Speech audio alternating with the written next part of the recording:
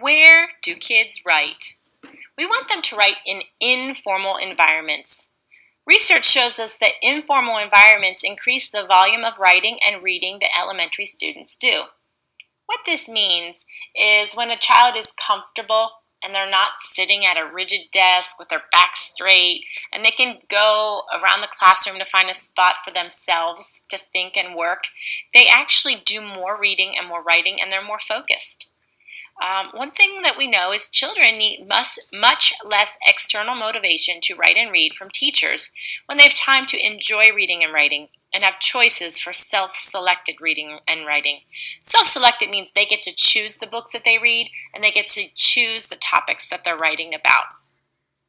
Children must also write often, many times each day, and they need to write for a variety of purposes and have teachers who value content over conventions. What this means is you need kiddos writing all the time. They need to be writing during writing time and reading time and math time and science time. But a lot of this is to build reading stamina and writing stamina so they're getting used to doing it and it doesn't become such a difficult task. Now, you need to make sure you're doing this in developmentally appropriate ways. The amount of writing done in a pre-K and kindergarten classroom is going to look a lot different from the amount of writing being done in a first grade and a second grade and a third grade classroom. Sometimes when we say writing, it might be the teacher writing for them using the language experience approach, but it's that process that we're valuing and modeling for them constantly.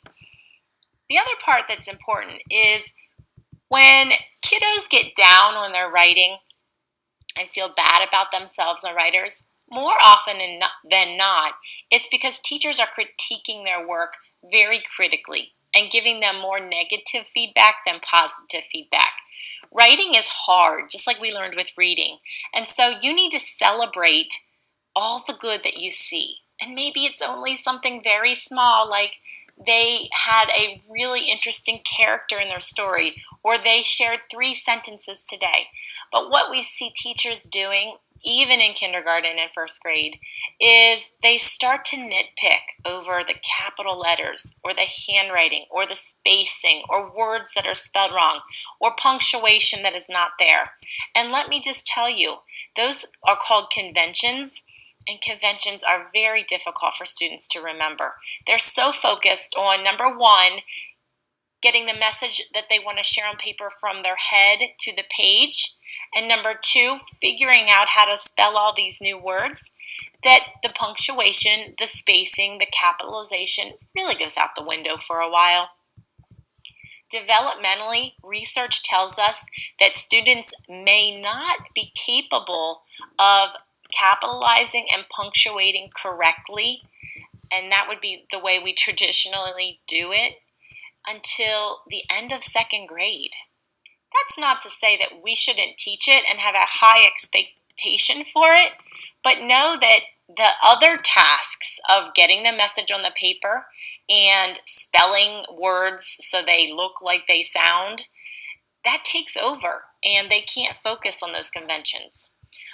This is going to happen for a while, and so we want to be teachers that celebrate the story, that content of their characters or their information, their focus, everything that they've put into telling a really good tale, and not look so much at the punctuation and the capitalization and the spacing and the handwriting. And when we are positive and focus on the main big picture, they get excited about their writing and it builds their confidence and they grow as writers. If they're constantly being shot down, well, you didn't put a capital letter here, you spelled this word wrong, or where's your periods? They don't want to write because they think they're going to mess it up. So we really need to focus on how we can grow them through constructive criticism and positive experiences, and then select one goal for their next story and let them focus on growing one thing a little bit better, not 10 things. Think about it. If you aren't good at something and someone tells you 10 things to improve at, you become overwhelmed.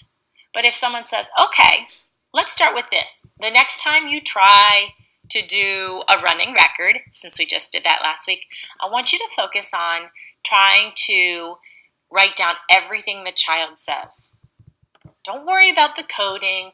Don't worry about getting those accuracy numbers and math computations done.